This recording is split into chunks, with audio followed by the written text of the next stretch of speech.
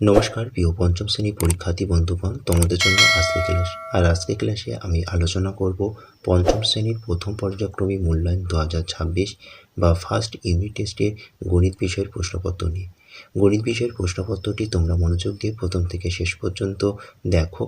পারলে চ্যানেলে নতুন হলে অবশ্যই চ্যানেলটিকে সাবস্ক্রাইব করে নিও। তাহলে চলো আজকে ক্লাসটি শুরু করা যাক। প্রথম প্রশ্ন, যে কোনো 10টি প্রশ্নের উত্তর দাও। 1 গুণ 10 সমান 10। নাম্বার 1, 0.07 রাশিটির লবের মান কত? 0.07 রাশিটির লবের মান 100। নাম্বার 2, একটি সরলকোণ সমান কত সমকোণ? একটি সরলকোণ সমান 2 সমকোণ। নাম্বার 3, 7-এর ঠিক পরবর্তী মৌলিক সংখ্যাটি লেখো। 7-এর ঠিক পরবর্তী মৌলিক সংখ্যাটি হলো 11। নাম্বার 4, গ্রেটার দ্যান অথবা লেস দ্যান চিহ্ন বসাও। ভাগশেষ ড্যাশ ভাজক। ভাগশেষ ভাজকের থেকে ছোট, অর্থাৎ ভাগশেষ লেস দ্যান ভাজক। নাম্বার 5, 21 দিন গুণ 5 সমান কত সপ্তাহ? 21 দিন গুণ 5 105 দিন। 105 দিনকে 7 দিয়ে ভাগ করলে সঠিক উত্তর হবে 15 সপ্তাহ। নাম্বার 6, একটি নিরেট অর্ধগোলকের কয়টি তল? একটি নিরেট অর্ধগোলকের 2টি তল, সমতল, বক্রতল। নাম্বার 7, দুটি বিন্দু দিয়ে কতগুলি সরলরেখা আঁকা যায়? দুটি বিন্দু দিয়ে একটি সরলরেখা আঁকা যায়। নাম্বার 8, 1,10,000-এর কত গুণ? 1,10,000-এর 10 গুণ। নাম্বার 9, 4টি আলাদা অঙ্ক দিয়ে গঠিত 4 অঙ্কের বৃহত্তম সংখ্যাটি লেখো। 9, 8, 7, 6, 9,876। নাম্বার 10, 8 ও 6-এর সাধারণ গুণনীয়কগুলি লেখো। 8 ও 6-এর সাধারণ গুণনীয়ক 1 এবং 2।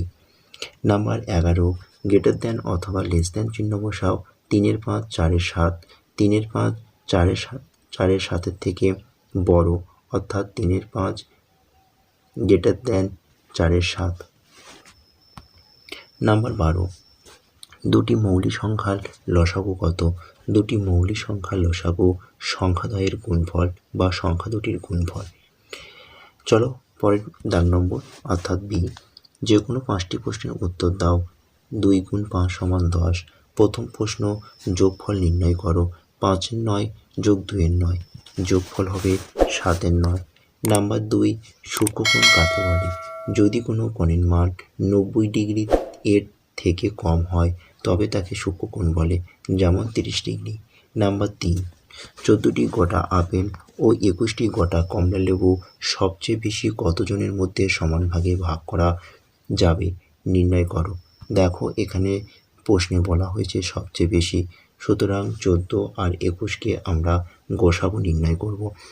তাহলে আমি ভাগ প্রক্রিয়ায় গোসাগু নির্ণয় করেছি, তাহলে 14 আর 21-এর গোসাগু হচ্ছে 7।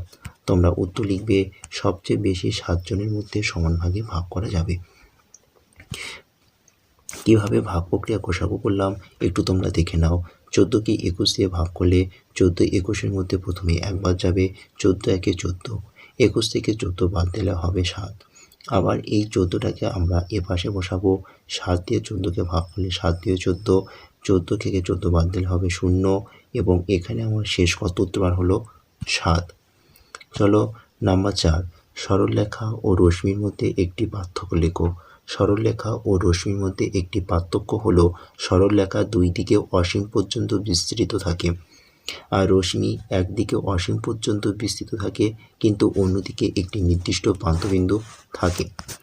নাম্বার 5, কোনো একটি সংখ্যা থেকে 3402 বিয়োগ করায় 5 অঙ্কের ক্ষুদ্রতম সংখ্যাটি পাওয়া গেল, সংখ্যাটি নির্ণয় করো।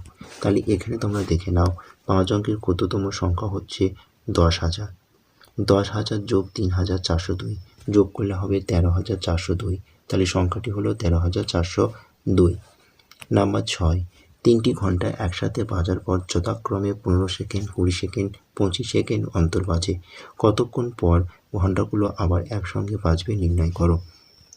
দেখো ঘন্টাগুলোকে একসাথে বাজতে হলে আমাকে এখানে 3টে সংখ্যাকে প্রথমে লসাগু করতে হবে। তাহলে 15 সেকেন্ড, 20 সেকেন্ড এবং 25 সেকেন্ড, এই 3টি সংখ্যাকে লসাগু করলে সঠিক উত্তর হবে 300। তাহলে এখানে উত্তর বার হলো 300 সেকেন্ড। 300 সেকেন্ডকে 60 দিয়ে ভাগ করলে হবে 530, অর্থাৎ 5 মিনিট। তাহলে অতএব দিয়ে উত্তর লিখব 5 মিনিট পর ঘন্টাগুলো আবার একসঙ্গে বাজবে।